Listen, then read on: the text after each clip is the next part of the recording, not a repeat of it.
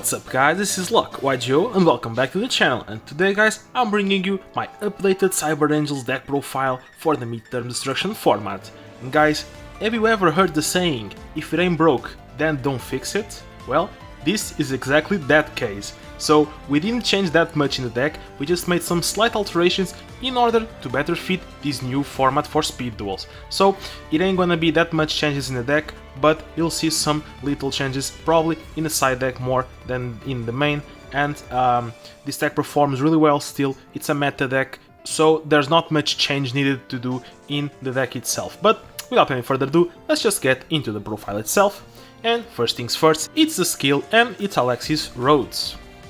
The skill is still Machine Angel Ascension, and guys, it's the same as before, nothing changes. So for those who are new here and don't know what this skill does, it basically has two effects and both are once per duel. The first one says that you can discard one spell, then add one Cyber Angel Ritual monster or one Machine Angel Ritual spell from your deck to your hand. The second effect says that you can shuffle one Cyber Angel Ritual monster or one Machine Angel Ritual spell from your graveyard to the deck. Keep in mind, these are both once per duel, and you need to be careful in order to not waste the effects too early in the duel. So we now move on into the main deck itself, and I don't think it has any changes from the last profile, so I'll be quicker in it. We play double Izana, this is standard, triple Benten, this is also standard, and triple Ideten, this is also standard. This is the normal ratios for the Cyber Angels Ritual monsters, not much to say else. And now we move on into the other monsters. We play triple Senju. This is pretty common and it's really good. It basically lets you search any ritual monster from your deck to your hand, so any of these three behind here. Then we play triple Sonic Bird. Some decks choose to play two of them. I think three is better. We want to see our ritual spells as most as possible, and sometimes we try not to use the first effect of the skill unless it's totally necessary. So I opt to play three Sonic Birds instead of two. Moving on into the spells, we play double Machine Angel Ritual. We would play 3 if we could, but the spell is limited to 2, therefore we can only play 2 of them, and the fact that we only have 2 makes so that the second effect of the skill is actually really important, because it allows you to recycle back one of the ritual spells that you already use in order to make a third ritual summon during the duel. So keep this in mind, do not waste your Machine Angel Rituals, and most importantly, do not banish both of them in order to protect your ritual monsters unless you have exhausted the skill recycling and all the rituals that you could do. Then you are free to banish the ritual spells from the graveyard to protect your Cyber Angel Ritual monsters, but until then keep in mind that you wanna leave at least one so you can recycle it back to the deck with your skill.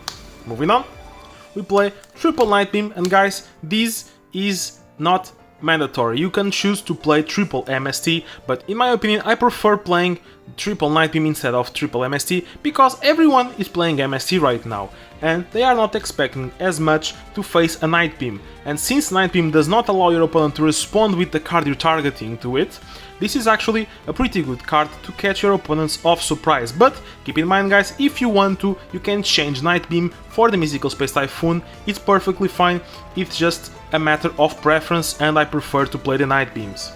Finally, we play one Offering to the Doomed. This card is amazing, it's a one-off, you basically get rid of an opponent's monster in exchange for your next draw phase, and we also play one Share the Pain, which affects the player, not the monsters, keep that in mind, and allows you to tribute one monster to make your opponent tribute one of theirs for no effect.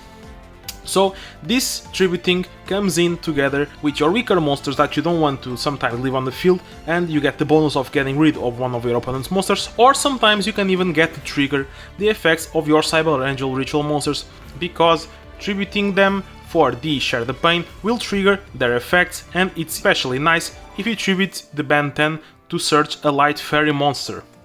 So this is all for the main deck. I think this is basically the same as last time, but the important changes are in the side deck, which we will get into right now.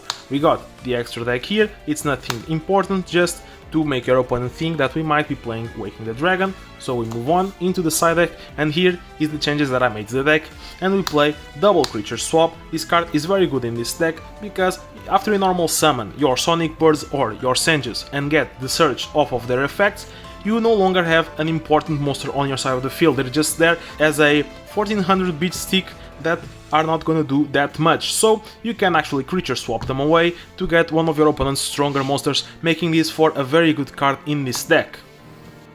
Moving on, we play 1 anti-magic arrows to get rid of your opponent's chances at stopping you when you're going in for the OTK with your big Cyber Angel monsters, and 1 hammer shot to get in some removal, because sometimes, just sometimes, you might have some difficulties dealing with your opponent's stronger monsters that they have on the field. Sometimes you can only maybe get your Cyber Angel Lizana to 3500 or even 2500, and sometimes you might need that extra push in order to get rid of their monsters, and this card is here for that.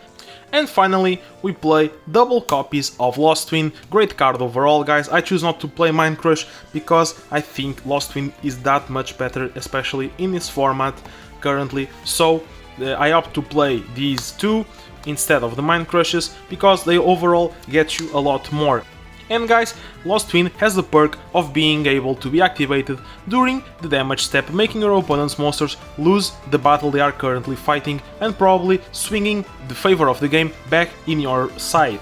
And guys, keep in mind that this deck, after exhausting its main combo, it will usually start to lose steam and fast, so we do not want to drag on the duel for long. We want to win the game as soon as possible with the tools that this deck provides us. It's usually very doable if we play the deck correctly. So yeah guys, I hope you guys enjoyed this new updated version of the deck. Not much has changed, I know, it's only the side deck, but that's still, I think, reason enough to update the deck for you guys and to see how I would play the deck. If you guys have some ideas on how to improve this deck, feel free to comment down below, because I think that this deck is nearly perfected at this moment. I mean, not my build, I'm not saying that my build is perfect or anything like that, but I think that the deck itself, the variants of this deck are reaching its perfection right now, and there's not much else to be changed in it. So yeah guys, I hope you guys enjoyed this video, and as always, this is LockYGO, and I'll see you on the next video. Out!